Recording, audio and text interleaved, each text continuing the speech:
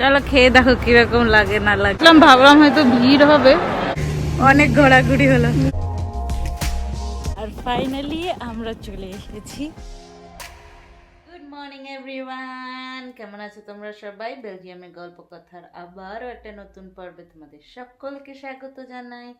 ছোট্ট এ দেশ কিন্তু এ গল্প অনেক বড়।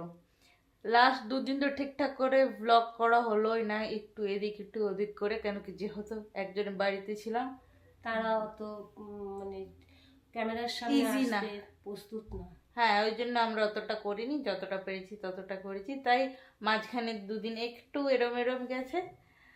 তো আজকের থেকে আবার শুরু হচ্ছে নর্মালি। তো আজকে হলো শনিবার আর আজকে আমাদের ফেরার পালা। হ্যাঁ, লাগেজ ওই যে দেখো লাগেজ থাকে সব গুছানো হয়ে গেছে। আমার কর্তাও বসে পড়েছে গুছিয়ে একদম রেডি হয়ে। আমরাও রেডি। এখন বাজে 10:24, ঠিক 11টাতে রুম ছেড়ে দিতে হবে। আর বাস আমাদের এয়ারপোর্টে যাওয়ার জন্য হলো 12:40-এ।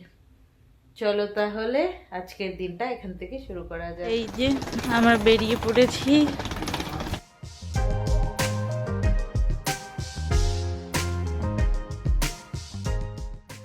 বাস আসার অনেক আগেই যেহেতু আমাদের হোটেলটা ছেড়ে দিতে হলো, তাই আমরা বাস স্টপেরই একটা ক্যাফেতে বসে কফি খেয়ে নিলাম। আমাদের ক্যাফে চলে এসেছে। আমি নিয়েছি কোল্ড কফি, মারটা হলো ক্যাপেচিনো জিনসিং, এখানকার নামও, আর বাবার হলো মাহিয়াতো ওরজো। চলো খেয়ে দেখো কিরকম লাগে না লাগে। এটা নতুনত্ব। ক্যাপেচিনো শুনেছি, কিন্তু ক্যাপেচিনো ওরজোটা হলো আলাদা একটা কফি দিয়ে তৈরি, জানি না।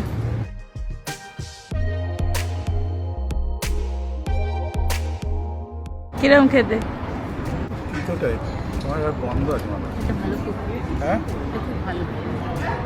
তোমার ক্যাপেচিনো ভালো? আলাদা একটা টেস্ট। আমারটা তো কোল্ড কফি।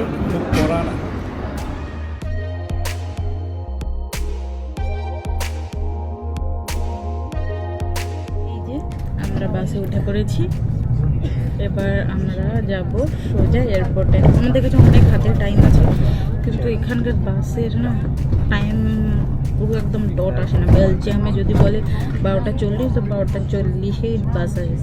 এটা পুরো 3 মিনিট লেট এসেছে, বাট ঠিক আছে। যারা একদম টাইমে বেরিয়েছি তাদের তো একটু টেনশন হবেই। চলো হ্যাঁ। ভেনিস, ফ্লোরেন্স, বোলোনিয়া, সুন্দর 4টে দিন কাটিয়ে ফেরত যাওয়ার সময় একটু মন খারাপ করছিল বললে কিন্তু ভুল হবে না। পৌঁছে গেছি, এই পৌঁছালাম এয়ারপোর্টে।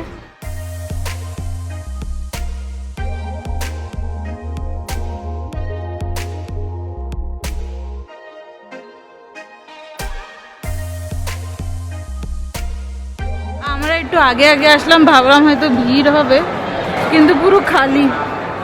এখন সিকিউরিটি করেই বসে থাকতে হবে অনেকক্ষণ। এখন বাজে 1:24 আর আমাদের ফ্লাইট হলো 5:55-তে। অনেক তাড়াতাড়ি চলে আসা হয়েছে। যেহেতু আমাদের শুধু ক্যাবিন লাগেজ ছিল, তো লাগেজ ড্রপের কোনো টেনশন ছিল না, তাই খুব তাড়াতাড়ি ফ্রি হয়ে চেক করছিলাম ডিউটি ফ্রি শপসগুলোকে। ওই দেখো বাবা মা গেটের সামনে চুপটি করে কিরকম বসে আছে। এই যে আমাদের ফ্লাইট, এইটা আমাদের সবকিছু হয়ে গেছে। এবার ব্যাক টু বেলজিয়াম, তাই তো? অনেক ঘোরাঘুরি হলো, নিজের জায়গায় যাচ্ছি। আর জানো সেদিনকারে প্রচণ্ড রোদ ছিল।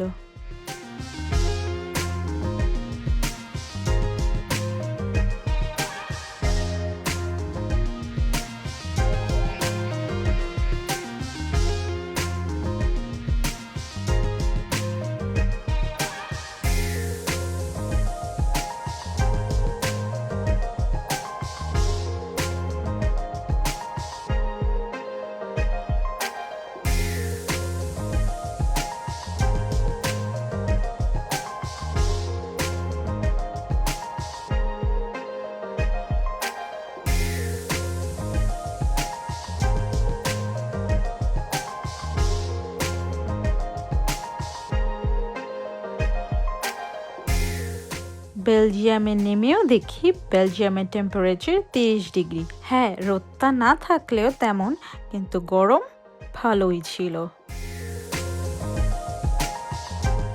তো এখন বাজে 9:30 রাত, আর ফাইনালি আমরা চলে এসেছি বাড়িতে, আর কিছু দূরেই বাড়ি। তাহলে আজকের জন্য এইটুখানি, কি দেখা হবে আবার একটা নতুন পর্বে। রাধারানীর কৃপায় তোমরা সবাইকে নিয়ে খুব খুব খুব ভালো থেকো, আর সঙ্গে রেখো আমাদের এই ছোট্ট চ্যানেলটাকে।